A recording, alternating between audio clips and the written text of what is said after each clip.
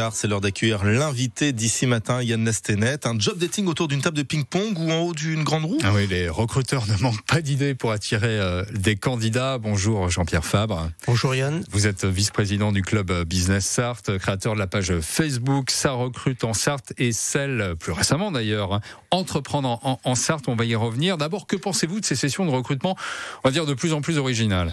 Alors c'est effectivement un petit peu décalé, mais c'est normal puisqu'en fait on a un marché du travail qui s'est tendu ces dernières années. On est passé par des périodes avec du chômage de masse et récemment, en gros les 5-6 dernières années, on s'est retrouvé avec un marché du travail un petit peu plus tendu. Donc des entreprises et notamment les recruteurs qui avaient une culture RH, paye, juridique, gestion du personnel, se sont mis à découvrir entre guillemets le marketing pour recruter. Parce qu'il fallait attirer les candidats, c'était finalement les futurs candidats qui étaient presque avaient pris la main, si je vous comprends bien. Mais en quoi, par exemple, prenons l'exemple du Big Bang pour l'emploi, en quoi faire un job dating en haut d'une grande roue, ça va changer la donne? Fondamentalement, ça change rien. C'est le packaging qui permet d'attirer entre guillemets le client, comme on est dans un processus totalement identique à du marketing. En fait, il faut attirer le client, et pour attirer le client, il faut un peu se décaler et sortir des sentiers battus. C'est ce qu'a fait cet électricien de Savigny-l'Évêque. Vous avez entendu le reportage.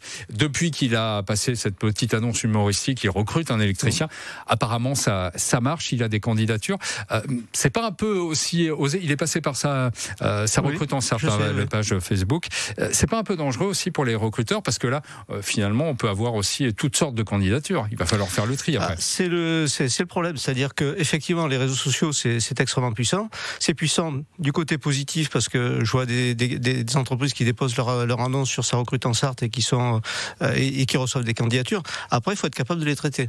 C'est là que la valeur ajoutée d'un cabinet de recrutement arrive, c'est que le dirigeant qui recrute, soit il recrute en direct et il faut qu'il se donne les moyens de recruter. Il y a le média, le canal de Ça recrute en Sarthe ou d'autres, Indeed, on n'est pas seul bien entendu. Et puis il faut s'il n'est pas capable, il faut qu'il se fasse accompagner par un cabinet. Ouais. Alors Ça recrute en Sarthe, c'est la page que vous avez créée, plus de, je crois qu'on est à 77 000 abonnés ça, maintenant, des annonces de recruteurs, de demandeurs d'emploi aussi. Qu'est-ce qu'il a de plus que France Travail? Pourquoi France Travail ne suffit pas finalement? Alors c'est différent et c'est très complémentaire en réalité. Moi j'ai d'excellentes relations avec les gens de chez France Travail, ils font du bon boulot.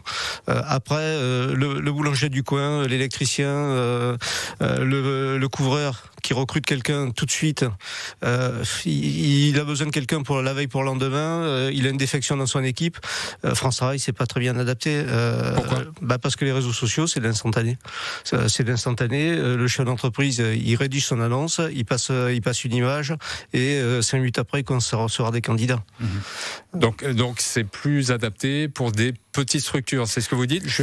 Oui, je pense, effectivement. Mais on voit quand même que beaucoup d'offres d'emploi, et pas seulement sur les petites structures, ne passe pas forcément par France Travail, anciennement Pôle Emploi, anciennement ANPE, parce que ça change de nom. Mais historiquement, j'ai un petit peu regardé les statistiques là pendant que j'attendais.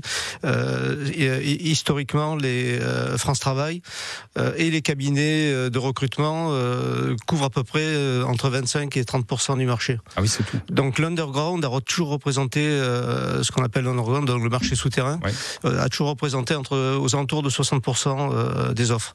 Donc c'est effectivement le boulanger ou même je sais pas, l'électricien ou un ingénieur qui va faire une candidature spontanée, qui va passer par un réseau, qui va passer par Indeed, par Hello Work, par Ça recrute en Sarthe.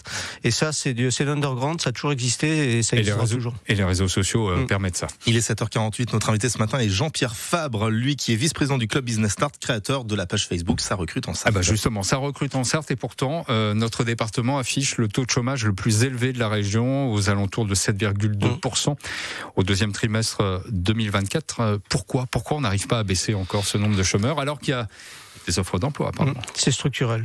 Je pense qu'en Sarthe, c'est structurel. On a un tissu de PME qui sont plutôt orientés, plutôt PME d'ailleurs. On n'a pas énormément de sièges. Ouais. On a quelques sociétés. Bon, il y a du Renault, il y a du Classe. Du LDC à Sablé. Du LDC, oui. Ouais. Mais l'agroalimentaire a toujours très bien tourné.